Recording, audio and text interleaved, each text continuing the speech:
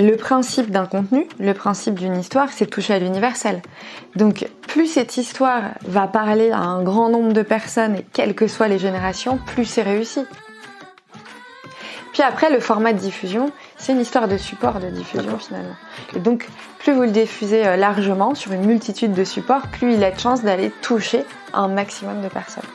Mais je pense qu'il faut toujours partir du contenu avant même de se poser la question de là où ce contenu va aller. Je vous souhaite la bienvenue sur le podcast Balance ton héroïne. Aujourd'hui, c'est un épisode vraiment spécial puisqu'il a été enregistré en collaboration avec Steven Kittirat pour les rendez-vous des médias et que nous sommes ensemble entrés dans l'antre de Media One. Et c'est donc Justine Planchon, la présidente de Media One Prod, que nous avons pu approcher et interviewer. C'est parti. Balance ton héroïne, on vous présente Justine aujourd'hui.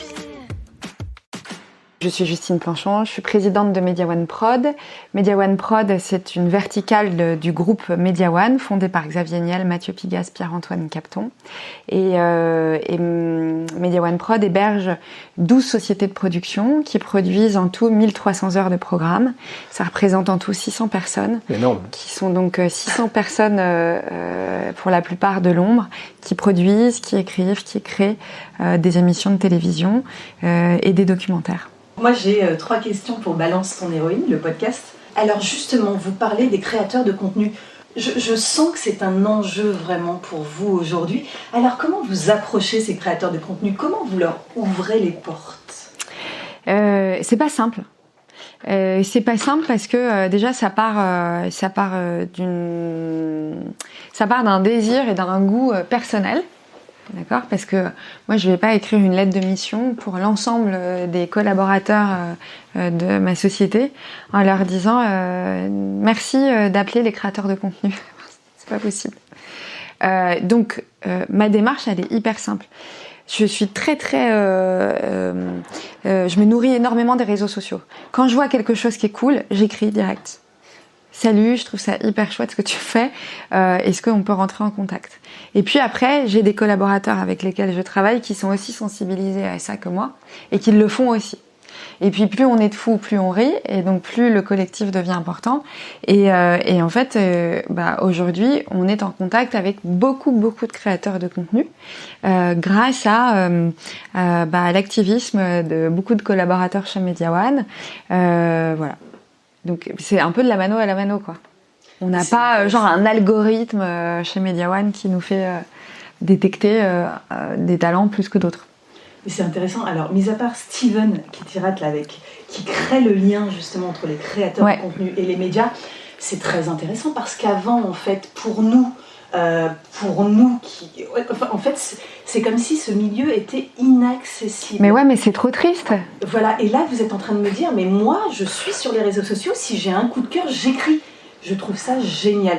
C'est-à-dire qu'aujourd'hui, à travers les réseaux sociaux, eh bien en fait le monde des médias est accessible à qui veut, à qui crée et qui a envie de réussir. Et je trouve ça génial. Carrément, et plus que jamais aujourd'hui. Moi, quand j'ai commencé, il n'y avait pas ça. Ça n'existait pas. Il y avait MySpace. Mais les grands diffuseurs n'y étaient pas. Et je me revois aller déposer mon CV chez M6 à l'accueil 17 fois d'affilée. Mon CV papier, quoi, que j'imprimais et tout. Et en suppliant la jeune femme de l'accueil de le donner à quelqu'un qui éventuellement serait au programme. Donc aujourd'hui, il y a un accès. Il faut s'en servir. Moi, je lis tout. Steven m'a écrit. Moi, j'essaye de tout lire. J'essaye de répondre à tout le monde. Pourquoi ? Pas parce que je veux être irréprochable et parfaite, mais parce que je me suis pris, quand j'étais plus jeune, tellement de bâches, tellement de ghosting. Oui. Que franchement, si aujourd'hui moi je fais ça, ça veut dire que j'ai retenu aucune leçon du passé. Je les retiens toutes, les leçons du passé. Franchement, j'ai tellement galéré. Non mais vraiment qu'il n'y a pas de cas où je ghoste ou que je bâche quelqu'un. On n'est jamais irremplaçable. Non mais bien sûr, déjà on n'est pas irremplaçable. Et puis ce que j'allais dire, demain, je peux revenir aussi sur le marché et être moi à envoyer des mails pour être reçue. Ça peut m'arriver demain. Donc non, ça, j'essaye vraiment de répondre à tout. Puis après, il y a des choses qui me plaisent pas. Je le dis, je suis assez cash dans ces cas-là. Je dis franchement, je pense que voilà, le projet, en tout cas, n'est pas adapté à moi, ce que je recherche, à ce que j'aime. Ça veut pas dire qu'il l'est pas pour d'autres. Super, c'est une excellente réponse. Et pour votre petite expérience de déposer le CV, moi je sais que je l'ai vécu aussi, et pour moi c'était déjà beaucoup d'audace de faire ça, c'est-à-dire d'aller à l'accueil des médias, de TF1, de M6 et d'autres, et de dire je dépose mon CV et par chance peut-être qu'il atterrira sur un bureau et puis que la porte s'ouvrira. Je trouve ça génial. Ça fait de nous des héroïnes, en fait, j'ai envie de dire. C'est le début de l'héroïsme en tout cas. C'est ça. C'est ça. Alors justement, donc il y a ce regard sur les créateurs de contenu en tant que média, et comment on continue de s'inspirer, parce que vous étiez en train de nous dire en préparation de l'interview que c'était des coups de cœur et que ça venait de votre bide, et que c'était vraiment mon intuition qui me faisait aller vers. Comment on s'inspire encore pour créer des documentaires comme vous l'avez fait sur Orelsan, sur Antoine Griezmann? Comment vous vous inspirez et d'où vient votre intuition? Elle vient de ce que je lis, de ce que je vois, de ce que je regarde, des échanges que j'ai avec les uns et les autres. En fait, elle vient de toutes parts. Et je pense que ce métier, il faut d'abord le penser à l'envie. Et pas essayer de répondre aux opportunités qui sont dictées par je sais pas ce qui est à la mode, ce qu'on considère être tendance. En fait, on s'en fout de ça. La tendance et la mode, c'est vous qui la faites à partir du moment où vous êtes convaincu et que vous avez votre idée là au niveau du ventre et qu'ensuite elle remonte au niveau du cœur. Et ben là, après, ensuite, elle remonte au niveau de la tête et elle se formate. Mais au départ, créez vos propres opportunités. Et c'est ça qui est marrant dans la vie. Répondre au désir de quelqu'un, dépendre du désir de quelqu'un, franchement, c'est ce qu'il y a de pire. Donc, créez votre propre désir. Et quand vous avez une idée, et que c'est cette idée-là qui vous fait vivre, qui vous fait battre le cœur, et où vous vous dites, mais en fait, je ne peux pas vivre si cette idée-là n'existe pas, mais je vous jure que vous allez la vendre. En fait, si c'est une question de vie ou de mort que cette idée existe, il n'y a pas de cas où elle n'existe pas. Et je le dis d'autant plus que je ne fonctionne que comme ça. Je fonctionnais hier comme ça et je fonctionne encore aujourd'hui comme ça. Moi aussi, je me prends des bâches quand je vais proposer des projets dont personne ne veut. Mais en fait, non, ce projet, il doit exister. Exactement. Donc, il existera. Il passera par une autre porte. Ouais, c'est pas grave. Il y a toujours des fenêtres dans une maison. Ouais, donc, si la porte est fermée, il suffit d'ouvrir toutes les fenêtres. Et puis, en plus, il y a aussi des sous-sols. Donc, s'il faut passer par le sous-sol, il faut y aller. Ce que je veux dire, c'est que si une idée doit exister, elle existera. Et ça, personne ne doit vous faire penser le contraire. Voilà. Donc, aujourd'hui, ma source d'inspiration, c'est tout. C'est le monde. C'est tous les gens que je rencontre. C'est tous les gens qui m'écrivent. Franchement, il y a que des gens... Il n'y a que des gens inspirants partout, je trouve, mais vraiment. Ouais, c'est très inspirant ce que vous venez de dire.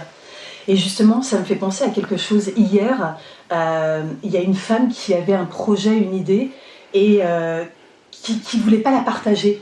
Et on lui disait, mais en fait, tu peux en parler de ton projet, tu peux en parler de ton idée, parce qu'en fait, elle n'appartient qu'à toi. Et il n'y a personne qui va te la voler et la transformer, cette idée. Parce qu'il n'y a que toi qui peux la réaliser tel que tu en es convaincu et tel que ton intuition te parle par rapport à ce projet ou cette idée. Et c'est à ça que ça me fait penser, et ça c'est très important pour toute l'audience, les auditeurs et les auditrices qui nous écoutent. Les idées, elles sont dans l'air du temps. Il suffit d'aller la chercher, voilà. Mais après, qu'est-ce qu'on en fait de cette idée? Comment on la transforme? Comment on l'accompagne? Quelle texture on lui donne? Quelle couleur? Quel ton? Etc. Ça, il n'y a que vous qui pouvez le dire, et ce sera déterminant pour faire en sorte que cette idée devienne un projet ou pas. Donc voilà, mais encore une fois, moi je pense qu'il n'y a pas des idées, tout le monde a des idées. Franchement, et d'ailleurs, il ne faut pas créer de verticalité quant aux idées. Encore une fois, n'importe qui dans ce monde peut avoir une idée. C'est pas parce que je suis présidente de Media One Prod ou que t'es Steven que nous on a l'apanage des idées. Non, personne n'a l'apanage des idées. Tout le monde en a, et puis à un moment donné, tout le monde peut, s'il le souhaite, en faire quelque chose. Comme on dit, on n'invente pas la roue, quoi. La roue est déjà... Non. Enfin, moi, en tout cas, j'ai pas l'impression d'avoir révolutionné quoi que ce soit. Mais si c'est le cas un jour, tant mieux. Mais en tout cas, jusqu'à aujourd'hui, non. Donc et puis il faut y aller. Et puis effectivement, être un tout petit peu audacieux.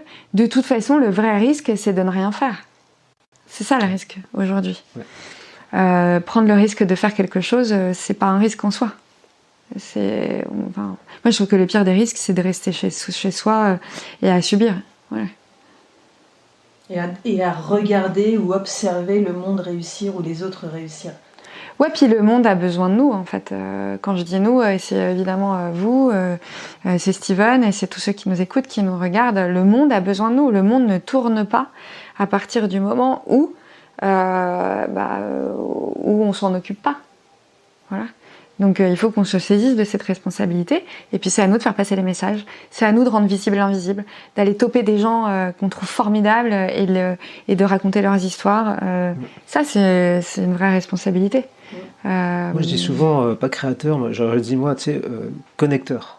Ouais, connecteur, éclaireur, transmetteur. Ouais, c'est ça. Ouais. Parce que créer, on n'invente pas les personnages, quoi, mais en fait, c'est détecter et après transmettre leur histoire et les faire basculer vers un support qui soit accessible à tout le monde. Ouais. C'est ça, en fait. Ouais. Un intermédiaire, quoi. Ouais. Exactement. C'est ce qu'il m'a dit M. Lescure, d'ailleurs. C'est ça. En parlant de Thierry Frémaux, il m'a dit que ah oui, vous avez totalement raison, il faut des intermédiaires. Et j'ai dit que sans Thierry Frémaux, le festival de Cannes ne marcherait pas autant. Il m'a dit, vous avez totalement raison. Parce que Thierry Frémaux, il a le côté relationnel, il met à l'aise les stars. C'est pour ça qu'ils viennent d'ailleurs. Ouais, chacun est à sa place, chacun est dans son rôle, exactement. Les gens disent, Festival de Cannes, ils viennent. Non, il faut des humains derrière, qui savent les accueillir, qui savent. C'est vrai. Ça, on oublie ça. C'est vrai. C'est aussi ça un peu le mantra de 2023 dans notre monde aujourd'hui, c'est pouvoir fédérer autour de causes, c'est pouvoir se soutenir et co-créer ensemble. Et justement, donc, on vous en parlait, Justine, Steven, il a son champ d'action, moi j'ai le mien, mais ensemble, en fait, on se soutient et on essaye de co-créer parfois ou d'ouvrir des portes ensemble, quoi. Donc voilà. C'est exactement ce qu'il faut faire. Je crois énormément au collectif. Moi-même, je ne travaille pas toute seule et j'en serais bien incapable. J'ai la chance de travailler encore une fois avec des équipes franchement géniales. Et donc on est un collectif pour faire valoir nos idées, pour faire valoir des talents, pour faire valoir des contenus. Plus le collectif sera gros, plus nos idées passeront. Hein. Quand je parle de collectif, c'est aussi d'engager toute cette nouvelle génération autour de nous et de faire en sorte de créer des ponts, créer du lien. Et puis, encore une fois, je suis certaine que plus la responsabilité est pensée, partagée, plus on va créer un commun qui restera. Plus en fait on est en train de dessiner ce que sera le monde de demain. Et le monde de demain, il est fait d'une multitude de générations, d'une multitude de cultures, d'une multitude de femmes, d'hommes, LGBTQ+. Voilà, enfin, encore une fois, et je regarde le livre que j'ai sur la table, oui. Parce qu'il est important ce livre, ça s'appelle Femmes invisibles, comment le manque de données sur les femmes décide un monde fait pour les hommes. Nous, il est de notre responsabilité de faire émerger justement les datas, toutes les données qui sont invisibles, de les rendre visibles et de créer des contenus à destination d'un ensemble de personnes qui vont pouvoir le relayer au travers d'un bouche à oreille, au travers d'une plateforme, au travers d'une chaîne de télé, au travers d'un réseau social. Et ce sera le mot de la fin. Merci beaucoup. Non, mais merci à vous de vous être intéressés à ce qu'on fait. Voilà.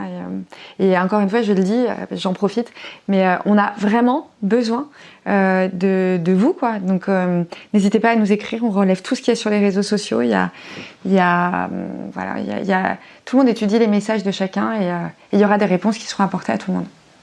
Merci beaucoup. Merci beaucoup, Justine. Cet épisode de podcast est terminé. Je vous invite, s'il vous a plu, à mettre 5 étoiles sur le canal de podcast sur lequel vous l'avez écouté et à vous abonner, évidemment, au podcast Balance ton héroïne en cliquant sur la cloche tout là-haut. Voilà, donc je suis Géraldine Jakowski et je vous retrouve très prochainement pour un nouvel épisode de Balance ton héroïne.